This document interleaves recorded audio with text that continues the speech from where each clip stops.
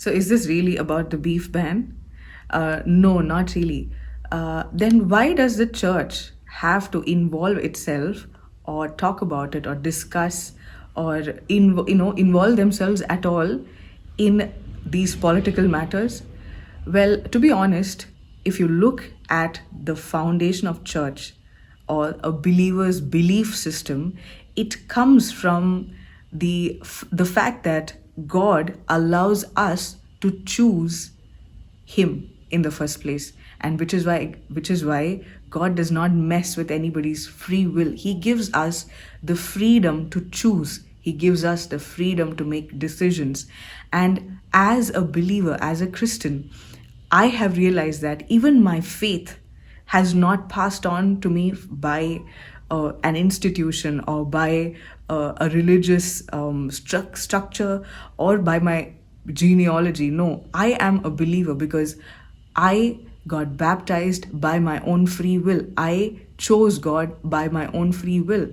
And God waits for us to make that decision. So, why does a government or why do a few people get to decide on our behalf what we need to eat, what we need to wear, what we need to listen to, who we get married to? The current government of India has been extremely high handed in the way they have run this government. They have had their own agendas. They've been using divisive forces to implement certain things that are going to benefit a few people. And it is with these selfish motives that they have come to power. And they have instigated, they have used people in bringing in division and chaos and confusion over the past 6 years of their ruling and of their governance. Now, you look back into just the past 6 years of them ruling India, and you will see our economy has gone down. This is pre-COVID times that we are talking about. Our economy has gone down. People have been radicalized. Minorities have been persecuted. Independent organizations that basically do not report to them have been shut down or have been tainted. NGOs that have been working for the welfare of not just religious minorities but even social the minorities within the social structure, they're being persecuted. We are not talking just about Christian persecutions. We are talking about one agenda ruling and bringing in injustice everywhere. We have farmers protesting right now because the government favors capitalist cronies. We've had laborers losing their lives because of an extremely mismanaged pandemic. When the country went into a lockdown, there was no relief for the people who did not have a voice. And it's really sad to say that even the church has not spoken up till now against any of this. I am not going to get political, but God is a God of justice. And I believe that there has been extreme injustice that the judiciary has seen and even been a part of.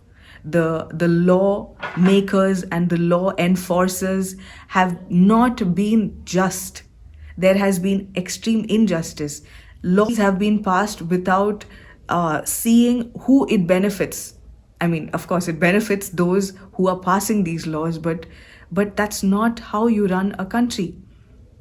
And which is why I've been led to fast and pray for our country over the next 3 days. Today is Friday, tomorrow Saturday and Sunday. I've been led to fast and pray, just like how Esther, she was given, she never probably had the reins over the country, but positionally she believed that she had a voice over her nation, over her people. The same guy who plotted against the division of a country was brought down by a person who decided to fast and pray. And the same gallows that he had built to impale Mordecai was used to impale him. And it was his his idea to bring in destruction ultimately became his own destruction. Now, I'm not saying we need to pray for destruction, but I'm telling you that we need to pray for stability.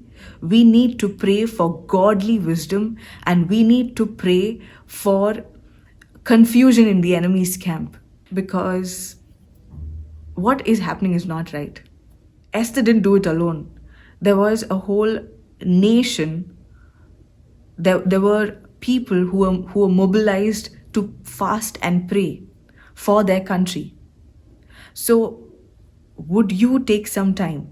Be an Esther. Would you take some time to fast and pray? You can skip one meal, you can skip 2 meals, you can fast from whatever is important right now to pray for this country.